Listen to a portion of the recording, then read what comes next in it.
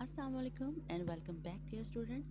This is our third lecture in the Fundamental of Nursing series.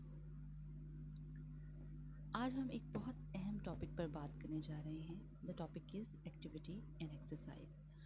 Nursing के field में ये समझना ज़रूरी है कि जिस तरह से दवा और इलाज हेल्थ के लिए ज़रूरी है, उसी तरह से फ़िज़िकल एक्टिविटी भी सेहत को बरकरार रखने और बेहतरी लाने के लिए बहुत अहम किरदार अदा करती है. और इस लेक्चर में हमारे पास जो ऑब्जेक्टिव्स हैं वो हैं: define the key terms related to activity, mobility and exercise. इस लेक्चर में हम लोग कुछ टर्म्स से रिलेटेड बात करेंगे जो कि रिलेट होंगी एक्टिविटी से, that is mobility and exercise. Normal function of musculoskeletal and nervous system पे बात करेंगे. Factors that influence the body alignment and movement. The principles of body mechanics and proper body alignment. Benefits of regular exercise on different body systems. Complications related to immobility. Nursing assessment for activity and mobility status. Using the nursing process to explain the plan care for immobile patients. And demonstrate करना है safe techniques for moving and transferring the clients. And at the last, educate the client and families about the importance of physical activity. First of all, we will see the introduction of this lecture. This unit helps nursing students understand the importance of mobility and maintaining the physical and psychological health. कि इस unit में जो है nursing students को importance of mobility in maintaining the physical and psychological health में कि किस तरह से फ़िज़िकल एंड साइकोलॉजिकल हेल्थ को मेंटेन करने के लिए मोबिलिटी बहुत अहम किरदार अदा करती है. तो ये जो यूनिट है वो नर्सिंग स्टूडेंट्स को ये समझने में हेल्प करेगा. And it covers the terms, और ये जो है कुछ टर्म्स हैं related to movement, benefits of activity or complications of immobility, and how to care for the patients who are bedridden or have limited mobility. और किस तरह से हम केयर प्रोवाइड कर सकते हैं उन पेशेंट्स को जो कि बेड रिडन होते हैं एंड जो फिज़िकल एक्टिविटी नहीं कर रहे होते और या फिर लिमिटेड मोबिलिटी होती है. So the unit also includes the planning nursing care using the nursing process. First of all, we will see the definition of mobility. Mobility, the ability of a person to move freely, purposefully and independently in their environment. कि एक person की वो सलाहियत जिसके बिना पर वो freely या किसी आज़ादाना किसी मकसद के तहत या फिर इंडिपेंडेंटली जो है वो अपनी सराउंडिंग या एनवायरनमेंट में मूव कर सके, उसे बोलते हैं mobility. Here there are the three types of mobility. Number one is a full mobility, number second is a partial mobility, and number third is a immobility. What is full mobility? Unrestricted movement, कि वो movement जिसको करने में कोई भी restriction ना हो, this is called the full mobility. What is partial mobility? Some assistance needed, कि कुछ ना कुछ हमें हेल्प की ज़रूरत होती है दूसरे पर्सन की उस जो है एक्टिविटी को, उस मूवमेंट को करने के लिए हमें किसी असिस्टेंस की ज़रूरत होती है. That is the partial mobility. And what is immobility? Complete dependence on other, जब हम कंप्लीटली डिपेंडेंट हो जाते हैं अपने किसी भी मूवमेंट के लिए, कोई भी काम करने के लिए या अपनी डेली एक्टिविटीज़ को करने के लिए हमें जब हम डिपेंडेंट हो जाते हैं किसी और पर्सन पे, यानी कि मुकम्मल तौर पर इमोबाइल हो जाते हैं, no physical mobility at all. So this is known as the immobility. Now move towards the next definition, that is of joint mobility. Definition is the extent to which a joint can move in different directions, कि वो हद जहाँ तक जो हमारा joint होता है वो फ्रीली मुख्तलिफ डायरेक्शंस में मूव कर सकता है, तो उसे क्या बोलेंगे? Joint mobility. या फिर range of motion, ROM. There are two types of joint mobility. Number one is active ROM and the second is passive ROM. What is active ROM? Movement by the patient without help. कि किसी भी help के बगैर जब patient movement कर रहा होता है, this is known as the active range of motion. And the passive range of motion movement done by a caregiver और अ नर्स. जब एक नर्स या केयर गिवर हेल्प कर रही होती है पेशेंट को मूव करने के लिए और वो actively range of motion perform नहीं कर रहा होता, एक्टिवली मूवमेंट नहीं कर रहा होता, तो उसे हम क्या बोलेंगे बच्चों? Passive ROM. Okay, next definition is body alignment. Body alignment में क्या है डेफिनेशन कि the correct anatomical position of body parts in relation to each other. जैसे कि हमने एनाटॉमी के सब्जेक्ट में पढ़ा है कि what is the normal position of the body parts, तो उस रिलेशन से एक दूसरे के साथ जो बॉडी पार्ट का ये पोजीशन और रिलेशन जो है एनाटॉमिकली करेक्ट होगी तो हम उसे बोलेंगे कि body is in alignment. For example, the shoulders, hip, knees and ankles should be in the straight position। इसमें क्या है कि जब जो है आप यहाँ पर इस इमेज में देख सकते हैं कि शोल्डर जो है इस लेफ्ट हैंड साइड पे आप देख सकते हैं कि जो शोल्डर हैं वो एनाटॉमिक पोजीशन में नहीं है, एक शोल्डर ज़रा नीचे है और एक ऊपर है। तो और जो हमारी हैंड्स की है या हमारी हिप्स की अलाइनमेंट है वो भी प्रॉपर पोजीशनिंग पे नहीं है, नीज़ भी नहीं है एंड एंकल्स भी। तो इसे हम क्या बोलेंगे, weak arches of the body.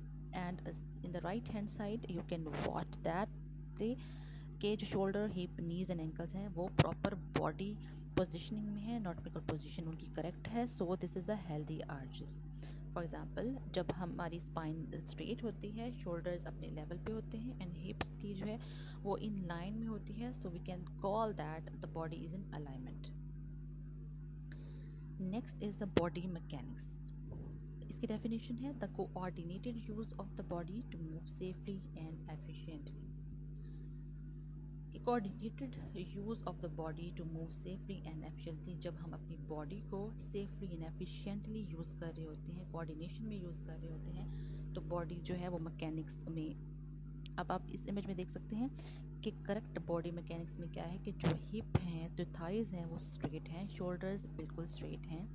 So in the right hand side जो इमेज है that is the right correct body mechanics and जिस पे क्रॉस है that is the wrong body mechanics image. इसके प्रिंसिपल्स क्या हैं कि बॉडी को जब मैकेनिक्स में होगी तो उसकी क्या प्रिंसिपल होंगी कि नीज़ जो है हम बेंड करेंगे और बैक को बेंड नहीं करेंगे। Keep object close to the body, हमेशा जब भी आप किसी वज़न वाली चीज़ को उठाएंगे तो आपने क्या करना है कि उस ऑब्जेक्ट को अपनी बॉडी के क्लोज रखना है एंड अपने जो लेग मसल्स हैं उसको यूज़ करना है किसी भी चीज़ को लिफ्ट करने के लिए एंड स्पाइन को ट्विस्ट नहीं करना, avoid twisting the spine. So this is the normal body mechanics. Now we will talk about the benefits of activity in exercise, कि एक्टिविटी और एक्सरसाइज करने के हमें क्या क्या फ़ायदे हो सकते हैं। Students, number 1 is physical benefits. तो फिज़िकल बेनिफिट्स में क्या क्या आ सकता है, हमें कार्डियोवास्कुलर हेल्थ। कार्डियोवास्कुलर हेल्थ में कैसे बेनिफिट है कि ये जो हम एक्टिविटी करेंगे, एक्सरसाइज करेंगे, तो उससे हमारे जो हार्ट मसल्स हैं वो स्ट्रेंथन होंगे, ब्लड प्रेशर रिड्यूस होगा, हमारी जो ब्लड सर्कुलेशन है वो इम्प्रूव होगी। And number 2 is respiratory function, how the pulmonary function. Pulmonary function में क्या है कि हमारी जो लंग एक्सपेंशन है वो बढ़ जाएगी, इन्हांस हो जाएगी, और जो भी नमोनिया या जो बेडरिडन पेशेंट्स में नमोनिया के रिस्क होते हैं वो रिड्यूस हो जाएंगे। And if we talk about the benefits of muscle and bone strength, तो इसमें क्या हेल्पफुल है कि ये प्रिवेंट करता है मसल वास्टिंग, इनकी एट्रोफी और मसल से प्रिवेंट करता है, हमारी बोन डेंसिटी को बढ़ाता है, और जो हमारी फ्रैक्चर्स के जो रिस्क होते हैं उनको भी रिड्यूस करता है। Next is the psychological benefits. क्या करता है कि ये इम्प्रूव करता है मूड को bye releasing the endorphins. Endorphins natural pain killers होते हैं जो कि हमारी बॉडी में रिलीज़ होते हैं। तो इससे क्या होता है कि ये क्या करते हैं, मूड को इम्प्रूव करते हैं, तो इसके रिलीज़ में हेल्पफुल होता है एक्टिविटी एंड एक्सरसाइज, और हमारी एंजाइटी एंड डिप्रेशन को भी जो है डिक्रीज़ कर देता है। आफ्टर दैट बूस्ट करता है हमारे कॉन्फिडेंस को और सेल्फ स्टीम को, इन्हांस करता है क्वालिटी ऑफ स्लीप को। And if you talk about the social benefits, तो हमारी सोशल बेनिफिट्स में आता है कि एनकरेज करता है सोशल इंट्रैक्शंस को थ्रू द ग्रुप एक्सरसाइजेस, कि जब जो एक पर्सन है ग्रुप एक्सरसाइजेस करता है, द मॉर्निंग एक्सरसाइज करता है विद द ग्रुप मेम्बर्स, तो इससे क्या होता है कि वो डिफरेंट लोगों से उसका मेल जोल बढ़ता है, इंट्रैक्शन बढ़ती है, एंड क्या होता है कि the feeling of loneliness and isolation भी reduce हो जाता है। So these are the social benefits of activity and exercise. Students, next is the principles of gravity that affect the balance. Gravity के principles क्या क्या हैं? First, we will talk about the center of gravity. What is the COG? Center of gravity, the point where the body's mass is centered, कि वो point जहाँ पर हमारी body का mass जो है वो centered होता है, वो lie कर रहा होता है, especially the pelvic area. जो pelvis area है उससे जब हम बैठते हैं या हम खड़े होते हैं तो हमारा जो point जो है बॉडी का जो mass है वो कहाँ पर center हो रहा होता है, pelvic area में center हो रहा होता है। ये For balance, the center of gravity should be aligned over the base of support. कि बैलेंस करने के लिए हमें अपना सपोर्ट करने के लिए बॉडी को, तो हमें जो बॉडी है या फिर जो सेंटर ऑफ ग्रेविटी है उसको अलाइन करना बहुत ज़रूरी है on the over the base of support. ठीक है बच्चों, बेस ऑफ सपोर्ट क्या होता है? BOS is the area beneath the body that supports the weight. Body के नीचे जो एरिया है जो हमारी वेट को सपोर्ट कर रहा होता है, ठीक है। बॉडी के नीचे हमारे जो लोअर लिम्स होते हैं जिसमें हमारे फीट आ जाते हैं, जब हम खड़े होते हैं तो हम पाँव के बल खड़े होते हैं। सो जो हमारे फीट होंगे वो किस तरह से हेल्प कर रहे होंगे, हमें बेस ऑफ सपोर्ट प्रोवाइड कर रहे होंगे। A wider base increases the stability. जब हम लोग अपने पाँव को थोड़ा डिस्टेंस पे रखेंगे तो हमारा जो बॉडी का बैलेंस है वो मेंटेन रहेगा।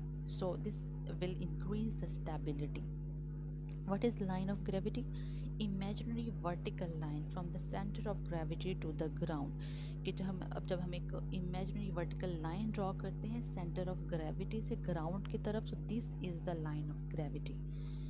And the proper alignment ensures the stability and prevent falls. जब हम लोग proper बॉडी को अलाइन रखेंगे तो उससे क्या होगा कि हमारी बॉडी स्टेबल रहेगी, हम लोग जो है प्रॉपरली वॉक कर सकेंगे या प्रॉपरली खड़े हो सकेंगे, और ये प्रिवेंट करेगा फॉल से। Okay, next is the common complications of immobility. जब हम फिजिकल एक्टिविटी नहीं कर रहे होते, हम लोग जो है प्रॉपरली रेस्ट मोड पे होते हैं, तो क्या क्या कॉम्प्लिकेशंस हो सकती हैं जब हम एक्टिविटी एक्सरसाइज नहीं कर रहे होते। तो इससे क्या होता है कि जब एक पर्सन जो है कंटिन्यूसली एक ही पोजीशन पे, एक ही जगह पर जो है लेटा हुआ होता है और without changing the position even, so इससे क्या होता है कि प्रेशर अल्सर्स, जो डेक्यूबाइटिस अल्सर्स होते हैं, बेड सोर्स होते हैं, वो डेवलप हो जाते हैं। मसल वीक हो जाते हैं, एट्रोफी हो जाती है मसल्स की, वेस्टिंग ऑफ मसल्स हो जाता है, जॉइंट स्टिफ हो जाते हैं, कॉन्ट्रैक्चर्स अराइज हो जाते हैं। ठीक है, कॉन्स्टिपेशन, कब्ज की सूरत हाल हो जाती है, एंड प्रॉपर डाइजेशन नहीं हो पाती, एंड द ब्लड क्लॉट्स, के वेन के अंदर क्लॉट्स बनना स्टार्ट हो जाते हैं, स्पेशली इन द लेग्स में जो है डीप वेन थ्रोम्बोसिस स्टार्ट हो जाती है। ब्रीदिंग प्रॉब्लम्स, ठीक है, निमोनिया भी हो सकता है, and UTI, urinary tract infection cause हो सकते हैं। डिप्रेशन एंड एंजाइटी में पर्सन चला जाता है, एंड पुअर सर्कुलेशन, बॉडी की सर्कुलेशन प्रॉपरली नहीं होगी, and loss of independence in the daily activities. जब वो प्रॉपर कम्प्लीटली इमोबाइल होगा तो वो फिर क्या होगा कि वो डिपेंडेंट होगा अदर पर्सन पे, जिसकी वजह से क्या है कि वो अपनी जो एक्टिविटीज़ ऑफ डेली लिविंग है, लाइक ईटिंग, बाथिंग एंड एक्सक्रेटिंग, तो वो प्रॉपरली नहीं कर पाएगा, जिससे क्या होगा कि वो अपनी इंडिपेंडेंस को लॉस कर लेगा regarding the daily activities. Now we will talk about the effects of aging on mobility, कि किस तरह से हमारी जो एजिंग है वो मोबिलिटी पे इफ़ेक्ट करती है।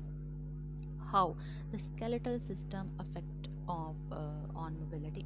सो जो बोन डेंसिटी है, हमारी एज के साथ साथ जो बोन डेंसिटी है वो डिक्रीज़ होना स्टार्ट हो जाती है, जिसकी वजह से यानी कि ओस्टोपनिया एंड ओस्टियोप्रोसिस हो जाता है, बोन की डिजीज़ कॉज होना स्टार्ट हो जाती हैं, जिससे क्या होता है कि हम प्रॉपरली जो पर्सनस जो ओल्डर एजेस के होते हैं तो वो क्या करते हैं, वो प्रॉपर मोबाइल नहीं रह पाते, जिसकी वजह से क्या है कि बोन की डेंसिटी डिक्रीज़ होना स्टार्ट हो जाती है, एंड जो फ्रैक्चर के जो रिस्क हैं और जो बोन्स हैं उनकी डेंसिटी कम होगी, वो वीक होना स्टार्ट हो जाएंगी, तो इससे क्या होगा कि फ्रैक्चर ऑफ रिस्क भी बढ़ जाएंगे, रिस्क ऑफ फ्रैक्चर्स बढ़ जाएंगे। एंड मस्कुलर सिस्टम की बात करते हैं तो सार्कोपीनिया यानी कि एज रिलेटेड मसल लॉस्ट होना स्टार्ट हो जाता है, और मसल की जो स्ट्रेंथ है एंड एंड्योरेंस है वो भी रिड्यूस हो जाती है। अगर जॉइंट एंड लिगामेंट्स की बात करते हैं बच्चों, तो जो हमारे जॉइंट्स और लिगामेंट है वो स्टिफ हो जाते हैं और फ्लेक्सिबल नहीं होते, उनमें फ्लेक्सिबिलिटी कम हो जाती है।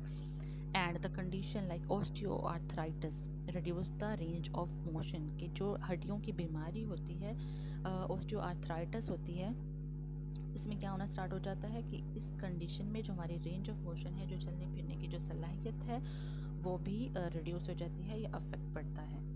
एंड न्यूरोलॉजिकल चेंजेस की बात करते हैं तो क्या होता है कि हमारी जो नर्व कंडक्शन है वो स्लोअर हो जाती है, and poor coordination and reaction time, कि हमारा जो कोऑर्डिनेशन है, हमारी बॉडी एंड माइंड का जो कोऑर्डिनेशन है वो पुअर हो जाता है, एंड रिएक्शन टाइम भी स्लो हो जाता है। The next is vision and balance. तो विजन एंड बैलेंस में हम क्या देखेंगे कि विजन जो है वो इम्पेयर होना स्टार्ट हो जाती है, and vestibular problems increases the fall risk. तो वेस्टिबुलर में जो प्रॉब्लम्स होंगी तो उससे क्या होगा कि फॉल के जो रिस्क है वो इंक्रीज हो जाएंगे। And if you talk about the implications for nursing, तो क्या है कि encourage low impact activities like walking और स्विमिंग, कि हम लोग क्या कर सकते हैं एज अ नर्स कि हम उन जिनकी एज ज़्यादा हो चुकी है तो वो क्या करें, हम उनको इनकरेज करें कि लाइक आप वॉक करें, स्लो वॉक करें, not a brisk walk, and swimming करें, सो दैट कि आपकी जो रेंज ऑफ मोशन है वो पुस्टअप हो। उसके अलावा जो है आपकी जितनी भी कॉम्प्लिकेशंस एज से रिलेटेड आ रही हैं वो रिड्यूस हो सकें। हम लोगों ने उनको क्या बताना है कि वो इम्प्लीमेंट करना है द फॉल प्रिवेंशन स्ट्रेटजीज़, कि जो एज रिलेटेड कॉम्प्लिकेशन में है कि वो फॉल के रिस्क बढ़ जाते हैं, डिजीज़ जो हमारी बोन्स के डिजीज़ होंगी उनमें, तो हमने उनको जो है इंटरवेंशंस करनी है, फॉल प्रिवेंशन स्ट्रेटजीज़ अप्लाई करनी है, और उनकी इंडिपेंडेंस को प्रमोट करना है विद द असिस्टिव डिवाइसेस। या तो उनको वॉकर्स जो है सजेस्ट करनी है या कैन सजेस्ट करनी है, सो दैट कि वो इंडिपेंडेंटली अपनी एक्टिविटीज़ ऑफ डेली लिविंग को प्रमोट कर सकें और कर सकें। Now the next topic is the A and B of musculoskeletal system and characteristics of normal movement. Okay, we'll talk about the anatomy and physiology of musculoskeletal system and the characteristics of normal movement. कि musculoskeletal system की क्या anatomy and physiology है and उसके क्या क्या खसूसियात हैं जब हम normal movement करते हैं तो okay. First we will talk about the bones क्या करती हैं, हमारी स्ट्रक्चर हमें स्ट्रक्चर प्रोवाइड करती हैं, सपोर्ट प्रोवाइड करती हैं, एंड ब्लड सेल्स को प्रोड्यूस करती हैं, इनके बोन मेरो को प्रोड्यूस करती हैं, एंड स्टोर करती हैं कैल्शियम एंड फॉस्फोरस को। एंड अगर हम मसल की बात करते हैं तो मसल क्या करते हैं, हमारे पास जो है हमारे पास तीन टाइप के मसल्स होते हैं, skeletal, cardiac and smooth muscles होते हैं।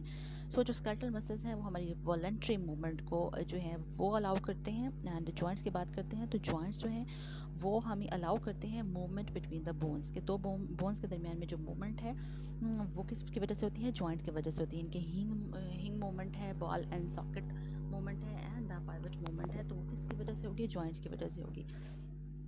And these are supported by the ligaments and the tendons, ये ligaments टेंडन से सपोर्ट होते हैं। एंड नॉर्मल मूवमेंट कैरेक्टरिस्टिक्स में क्या आ जाएगा कि जो नॉर्मल मूवमेंट होती है वो किस तरह से होती है, स्मूथ होती है, कोऑर्डिनेटेड होती है, एंड पर्पसफुल होती है, यानी कि किसी खास मकसद के लिए होती है, और जिसके अंदर जो डिफरेंट बॉडी के सिस्टम्स हैं वो कोऑर्डिनेशन में होते हैं एंड स्मूथ होते हैं। एंड रिक्वायर्स होती है इंटैक्ट नर्वस सिस्टम के नॉर्मल मूवमेंट की जो कैरेक्टरिस्टिक्स है उसमें क्या रिक्वायर है, इंटैक्ट नर्वस सिस्टम होना चाहिए, जिसमें sympathetic and parasympathetic nervous system properly intact होने चाहिए, एंड कोई भी disruption like the stroke, injury और थ्रेटिक्स नहीं होनी चाहिए, क्योंकि इससे क्या होगा कि मूवमेंट में इम्पेयरमेंट आ जाएगी। Okay students, now we will talk about the impact of immobility on physiological and the psychological functioning, कि अगर हम इमोबाइल रहते हैं, प्रॉपरली फिजिकल एक्टिविटी नहीं कर रहे हैं होते हैं, तो उसका क्या हमारा इम्पैक्ट पड़ता है physiologic and the psychological functioning के ऊपर। If you talk about the physiological function effects, तो इसमें क्या आ जाता है कि मस्कुलर एट्रोफी हो जाती है, कॉन्ट्रैक्चर्स एंड वीकनेस हो जाती हैं, स्केलेटल में जो है बोन डिमिनरलाइजेशन के ऑस्टियोपोरोसिस हो जाता है, एंड कार्डियोवास्कुलर में क्या होता है कि आर्थोस्टैटिक हाइपोटेंशन एंड थ्रोम्बस फॉर्मेशन हो जाती है, इनके क्लॉट बनना स्टार्ट हो जाते हैं। एंड उसके बाद क्या है कि रेस्पिरेटरी में क्या होता है कि हाइपोस्टैटिक नमूनिया हो सकता है, लंग्स एक्सप्रेशन भी डिक्रीज़ हो जाती है। अगर हम गैस्ट्रो इंटेस्टाइनल की बात करते हैं तो हमें कॉन्स्टिपेशन हो जाती है, कब्ज़ हो जाता है, एंड हमारी जो भूख है वो कम हो जाती है। एंड यूरिनरी में क्या होता है कि वो रिड्यूस हो जाता है, रिटेंशन स्टार्ट हो जाती है, एक्यूमुलेशन होना स्टार्ट हो जाती है, उसमें यूटीआई यूरिनरी ट्रैक्ट इन्फेक्शन आ जाते हैं और किडनी स्टोन्स भी डेवलप हो जाते हैं। अगर इंटेग्यूमेंट्री की बात करते हैं तो प्रेशर अल्सर्स हो जाते हैं और अगर हम लंबे टाइम तक इमोबाइल रहेंगे तो प्रोलॉन्ग बेड रेस्ट पे रहेंगे तो क्या होगा, डेकोबाइटिस और द प्रेशर बेड सोर्स भी प्रेशर अल्सर्स भी डेवलप हो जाएंगे। एंड साइकोलॉजिकल इफेक्ट में क्या होगा कि हमें डिप्रेशन एंजाइटी का जो है पर्सन वो शिकार हो जाएगा और हेल्पलेस एंड डिपेंडेंसी की फीलिंग आ जाएगी, स्लीप मुकम्मल तौर पर अच्छे से नहीं आएगी एंड प्रोलॉन्ग्ड आइसोलेशन, प्रोलॉन्ग्ड एक लॉनलीनेस की वजह से क्या होगा कि कॉग्निटिव इम्पेयरमेंट स्टार्ट हो जाएगी। ओके अब हमें क्या करना है कि apply the nursing process while planning for a client with the Altered musculoskeletal system. की एक पर्सन है और उसका मस्कुलोस्केलेटल सिस्टम जो है वो नॉर्मल से जो है अल्टर हो चुका है, तो हम लोगों ने किस तरह से नर्सिंग प्रोसेस को अप्लाई करना है। Firstly the component of nursing process is assessment. ठीक है बच्चों, इसमें हम लोग क्या करेंगे कि हम लोगों ने सब्जेक्टिव डाटा कलेक्ट करना है, पेशेंट से लेना है डाटा अबाउट हिज और हर फटीग, पेन, फियर और फॉलिंग के बारे में डाटा कलेक्ट करना है। और उसके अलावा जो हम लोग ऑब्जर्व करेंगे that will the objective data, जिसमें हम लोगों ने रेंज ऑफ मोशन देखनी है, मसल की स्ट्रेंथ देखनी है, क्या उसकी जो चाल है, गेट है वो बैलेंस है, और उसकी जो स्किन इंटेग्रिटी है और कंडीशन है वो मेंटेन है या नहीं है। And use the scales like Braden scale for the pressure ulcers risk, कि अगर हमें पता चल रहा है कि वो कम्प्लीटली जो है बेड रिडन रहा है पेशेंट, तो हम लोग क्या करेंगे कि Braden scale of pressure ulcers को हम लोगों ने जो है असेस कर लेना है। Next component is the nursing diagnosis. Nursing diagnosis में हम लोगों ने नंदा की नर्सिंग डायग्नोसिस यूज़ करनी है, तो अकॉर्डिंग टू द कंडीशन हम लोगों ने ऐड करना है impaired physical mobility and the risk for the disuse syndrome and the risk for the fast. तो ये तीन जो नर्सिंग डायग्नोसिस हैं हम जो है अल्टर्ड मस्कुलोस्केलेटल सिस्टम में जो है हम एडअप कर सकते हैं। And the last one is the self care deficit. It is obvious thing कि जब पेशेंट जो है वो बेड रिटर्न होता है, वो अपनी जो है इंडिपेंडेंटली EDLS नहीं कर रहा होता, activities of daily living perform नहीं कर रहा होता, जो सेल्फ केयर डेफिसिट हो सकता है, ये वो अपनी केयर मुकम्मल तौर पर नहीं कर सकता। उसके बाद प्लानिंग में हम क्या करेंगे कि हम लोग शॉर्ट टर्म गोल्स बनाएंगे, जिसमें पेशेंट जो है अपनी पैसिव जो है ROM जो है दिन में 2 टाइम रेंज ऑफ मोशन को परफॉर्म करेगा। उसके बाद लॉन्ग टर्म गोल्स में क्या है कि पेशेंट जो है वो फुल जॉइंट मोबिलिटी जो है वो रिगेन कर लेगा 2 हफ्तों के अंदर अंदर। और इम्प्लीमेंटेशन में हमने क्या इंटरवेंशंस देनी है कि हमने पेशेंट को जो है एजुकेट करना है कि what is the importance of activity की कितनी अहमियत है। एंड हम लोगों ने उसको असिस्टिव डिवाइसेस लाइक चेयर वगैरह प्रोवाइड करनी है, ठीक है। और उसके बाद क्या है कि हमने इनक्रेज करना है कि turning and repositioning every 2 hours, कि हर 2 घंटे बाद हमने पर्सन को की पोजीशन चेंज करनी है सो दैट कि लंग एक्सपेंशन ना हो जाए। एंड हम लोगों ने एक्टिव और passive range of motion exercises perform करनी है। और इवैल्यूएशन में हम क्या देखेंगे कि pre assesses the mobility status, कि मोबिलिटी स्टेटस को हमने देखना है कि क्या हम लोगों ने जो प्लान किया था और आफ्टर इंटरवेंशन वो हमें अचीव हुआ है या नहीं। और अगर हम लोगों ने गोल मीट कर लिए हैं, यानी कि उसकी जो रेंज ऑफ मोशन है वो इंक्रीज़ हो गई है और उसकी स्टिफनेस जो है रिड्यूस हो गई है, हम लोगों ने वो चेक करना है, उसके रिजल्ट्स चेक करने हैं। और अगर तो हमें जो इंटरवेंशंस के बाद हमारे प्लान जो हमने बनाया था और गोल्स सेट किए थे वो अचीव हो गए हैं, तो हमने प्लान को कंटिन्यू करना है। और अगर पार्शली अचीव हो गए हैं तो हम मॉडिफाई भी कर सकते हैं प्लान को, ठीक है, on the basis of the patient progress. Then अगर हमने जो गोल सेट किए थे वो हमें अचीव नहीं हुए, मीट नहीं होते हुए, तो हम लोग फिर क्या करेंगे, जो नर्सिंग प्रोसेस है, नर्सिंग केयर प्लान है, उसको हम टर्मिनेट भी कर देंगे। ओके बच्चों, अगर हम बात करते हैं safe techniques for moving and transferring client, कि क्या क्या ऐसे टेक्निक्स हैं, सेफ टेक्निक्स हैं जिसकी को यूज़ करते हुए हम क्लाइंट को सेफली एक जगह से दूसरी जगह पर मूव कर सकते हैं और ट्रांसफ़र कर सकते हैं। तो उसमें क्या क्या आ सकता है कि फ्रॉम बेड टू चेयर, कि how we can transfer the safely transfer और move the patient from the bed to chair, from lying to sitting, कि अगर एक लेटा हुआ है तो किस तरह से उसको सेफली बिठाना है। And from wheelchair to bed, किस तरह से जो है व्हील चेयर से हमने ट्रांसफ़र करना है बेड पे, और किस तरह से बेड के ऊपर उसकी 2 आवरली जो पोजीशन है उसको चेंज करना है फॉर द पेशेंट सेफ्टी की अगर बात करते हैं। तो इसमें क्या होता है कि पेशेंट सेफ्टी में जो है हम क्यों किस तरह से और क्यों जो सेफ टेक्निक्स हैं वो इम्पोर्टेंट है। तो नंबर 1 है कि फॉर द पेशेंट सेफ्टी, कि इससे क्या होता है कि अगर हम लोग सेफ टेक्निक यूज़ करेंगे तो पेशेंट फॉल से बच सकता है, उसकी स्किन इंजरीज नहीं होंगी, बेड सोर्स नहीं होंगे, और जॉइंट और मसल की जो पेन है वो भी रिड्यूस हो जाएगा। एंड सेकेंडली नर्सेस की सेफ्टी के लिए भी ये बहुत इंपॉर्टेंट है क्योंकि जब वो प्रॉपरली अलाइनमेंट में अपनी बॉडी को रखेंगे तो बैक इंजरी नहीं होगी, मसल स्ट्रेन नहीं होगा। और जब लिफ्ट हैवी पेशेंट्स को हम लिफ्ट कर रहे होते हैं तो क्या होगा कि ये सारी चीज़ें जो हैं, बैक इंजरी और द मस्कुलर स्ट्रेन जो है उससे हम अवॉइड रहेंगे। And to maintain the patient's dignity, कि इससे क्या होता है कि जब हम सेफ टेक्निक यूज़ कर रहे होते हैं तो पेशेंट जो है वो सिक्योर फील करता है, रिस्पेक्टेड फील करता है, और मूवमेंट के दौरान में वो कंफर्टेबल भी फील करता है। Now there are some examples of the safe techniques, जैसे कि यूज़ प्रॉपर जो है बॉडी मैकेनिक्स हमने यूज़ करना है कि बैक को स्ट्रेट रखना है, नीज़ को बेंड रखना है, एंड लेग्स को लिफ्ट करना है प्रॉपरली। एंड किसी भी ऑब्जेक्ट को जो हम उठा रहे हैं, हैवी लिफ्टिंग कर रहे हैं, तो बॉडी के नज़दीक रखना है। एंड असिस्टिव डिवाइसेस यूज़ करनी है अगर ज़रूरत हो, यानी कि गेट बेल्ट यूज़ कर सकते हैं, स्लाइडिंग चेयर्स यूज़ कर सकते हैं, और लिफ्टर यूज़ कर सकते हैं, wheel chairs and walkers use कर सकते हैं। और हमने जो है मूव करने से पहले एक्सप्लेन करना है पेशेंट को, हमेशा पेशेंट को बताना है कि आप क्या करने जा रहे हैं।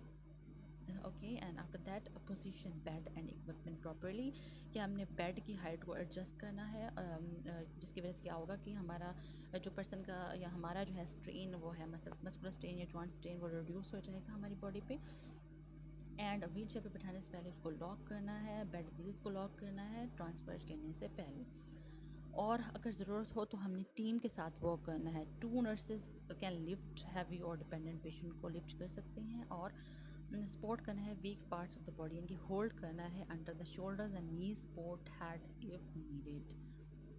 And educate the clients and families about the importance of physical activity, किस तरह से हम लोग एजुकेट कर सकते हैं क्लाइंट और फैमिलीज़ को। As a nurse, one of your important role is to teach patients and their families why regular physical activity is good for health and healing, कि हम लोगों ने उनको बताना है कि किस तरह से जब हम रेगुलर फिजिकल एक्टिविटी करते हैं वो आपकी हेल्थ और हीलिंग के लिए किस कदर इम्पोर्टेंट है, स्पेशली जब आप इलनेस में हो, सर्जरी हो चुकी हो, या फिर लॉन्ग हॉस्पिटल स्टे हो। Why is physical activity important? क्योंकि स्ट्रेंथन करती है मसल एंड बोन्स को, ठीक है, और इम्प्रूव करती है हार्ट एंड लंग फंक्शन को, और प्रिवेंट करती है कॉम्प्लिकेशंस ऑफ बेड रेस्ट को। ओके स्टूडेंट्स, बूस्ट करती है मेंटल हेल्थ को, इन्हांस करती है इंडिपेंडेंस को, प्रमोट करती है क्या, फास्टर रिकवरी को प्रमोट करती है। और नर्स को क्या टीच करना चाहिए पर्सन को, एनकरेज करना चाहिए सिंपल एक्सरसाइज लाइक वो वॉक करे, स्ट्रेचिंग करे, and light house hold walk करे, एंड यूज़ करे असिस्टिव डिवाइसेस को, वॉकर और केन्स को सेफली यूज़ करे। एंड गाइड करना है how often and how much activity is safe based on the patients condition, and involve करना है फैमिली को इन supporting the patients activity. Thanks for watching this lecture on activity and exercise. I hope आपको ये topic अच्छे से समझ आया होगा। एज द नर्स पेशेंट की मोबिलिटी और एक्सरसाइज का रोल समझना बहुत ज़रूरी है। अगर वीडियो पसंद आई हो तो प्लीज़ लाइक करें, शेयर करें अपने क्लासमेट्स के साथ, और सब्सक्राइब करें ना भूलें BSN ईजी लेक्चर्स चैनल को, जहां आपको मिलेगा नर्सिंग के टॉपिक्स आसान और वेरी सिंपल लैंग्वेज में। अगर कोई क्वेश्चन हो या टेक्स्ट वीडियो किसी भी या नेक्स्ट वीडियो किसी भी स्पेसिफिक टॉपिक पे चाहिए हो तो कमेंट ज़रूर करें। मिलते हैं अगले लेक्चर में, तब तक के लिए खुश रहें, सेहतमंद रहें। अल्लाह हाफ़िज़।